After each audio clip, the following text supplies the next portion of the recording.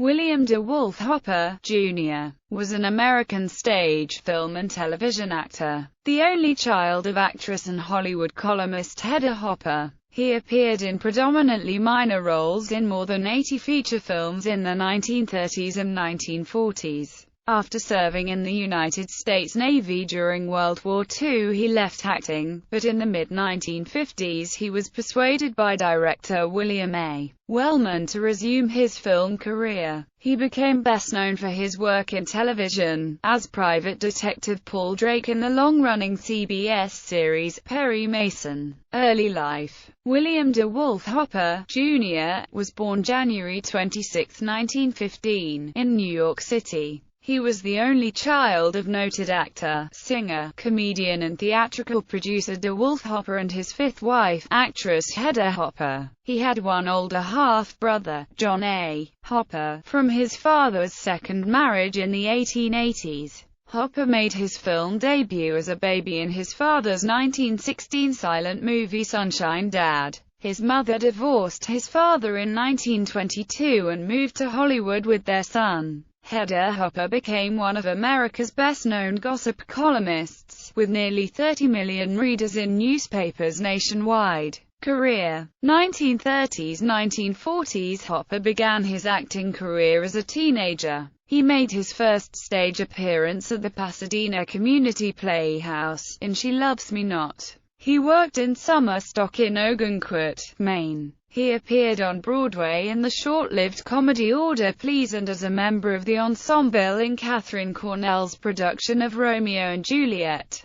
In March 1936, Hopper, then working under the name Wolf Hopper, won a contract with Paramount Pictures. Early in his film career, Hopper appeared in numerous movies, uncredited and also under the name DeWolf Hopper. In 1936, he played a small role as a soldier in the Columbia Pictures film The King Steps Out starring Grace Moore. In 1937, he portrayed the leading man in two films, Public Wedding with Jane Wyman and Over the Goal with June Travis. He also enjoyed significant roles alongside Ann Sheridan in the Footloose Heiress and Mystery House. After that he had roles that included playing a sergeant in the John Ford Western, Stagecoach, an intern in The Return of Dr. X, a college football player in Over the Goal, and reporters in Nutter Rockner, All-American, The Maltese Falcon and Yankee Doodle Dandy. Hopper became an actor because his mother expected it of him. When I worked at Warner Brothers, Hopper said, I was so scared I stuttered all the time. Military service and post-war career. Hopper served with the United States Navy during World War II, as a volunteer with the Office of Strategic Services and as a member of the newly created Underwater Demolition Team. He received a Bronze Star and several other medals during operations in the Pacific. For 8 years after the war, Hopper became involved in business and sold cars in Hollywood.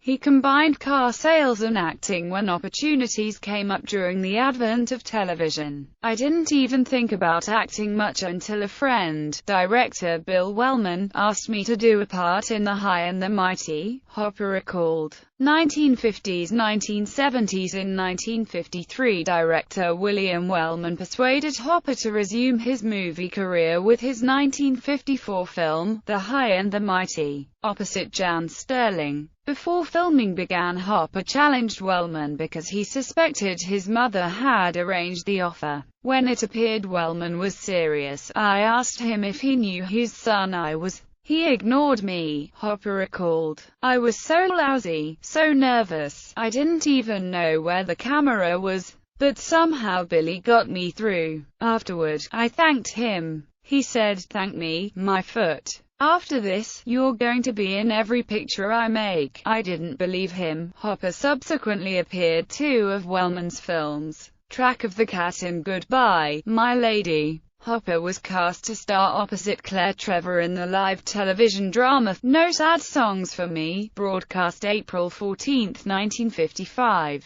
on NBC's Lux Video Theatre. He had such stage fright, he initially cancelled. "I swore I'd never act again as long as I lived," Hopper recalled. "Then I thought, what the heck, they can't shoot me," and walked on the set. Something happened then. It was as if someone had surgically removed the nerves, at last comfortable on screen. Hopper played the father of Natalie Wood in the James Dean classic, A Rebel Without a Cause, and the often absent father in The Bad Seed. With Joan Taylor and a very young Bart Braverman, he starred in the classic Ray Harryhausen science fiction film 20 Million Miles to Earth. Also in 1957 he played a supporting role in the pilot episode of the television series The Restless Gun, which was broadcast as an episode of Schlitz Playhouse of Stars. His television guest appearances included The Joseph Cotton Show, Gunsmoke, Fury, Studio 57 and The Millionaire. Perry Mason. Hopper is best known for his principal role as the private investigator Paul Drake on CBS's courtroom television series Perry Mason. He initially tested for the title role, while Raymond Burr read for the role of Mason's courtroom adversary, District Attorney Hamilton Berger. Burr was encouraged to lose weight and return to audition for the role of Perry Mason, which he later did, successfully. Hopper, too, was called back. Executive producer Gail Patrick Jackson recalled, when Bill Hopper came in to read for Paul Drake he blurted out,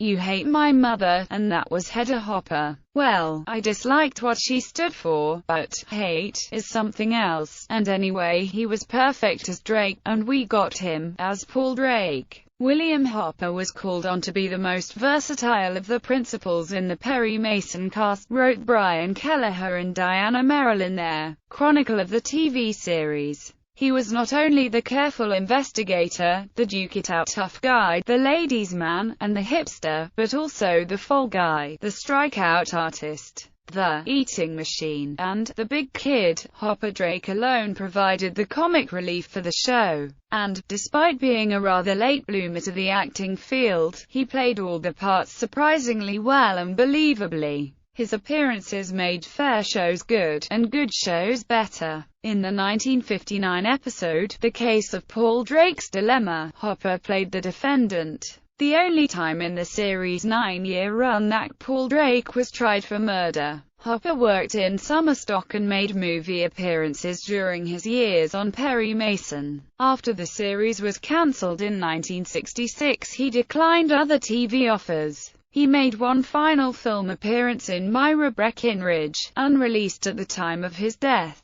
Accolades. In 1959, Hopper was nominated as Best Supporting Actor in a Dramatic Series at the 11th Primetime Emmy Awards for his performance as Paul Drake. Personal life. In 1940, Hopper married actress Jane Keese, sister of Margaret Lindsay, whose professional name was Jane Gilbert. They had worked together on the 1939 film, Invisible Stripes. They had one daughter, Joan, born in 1947. On February 1, 1966, Hopper announced the death of his mother, actress and celebrated Hollywood columnist Hedda Hopper, from double pneumonia. Despite rumors to the contrary, actor Dennis Hopper was not related to William Hopper. Death. Hopper entered Desert Hospital in Palm Springs, California, on February 14, 1970, after suffering a stroke. He died of pneumonia 3 weeks later, on March 6, at age 55.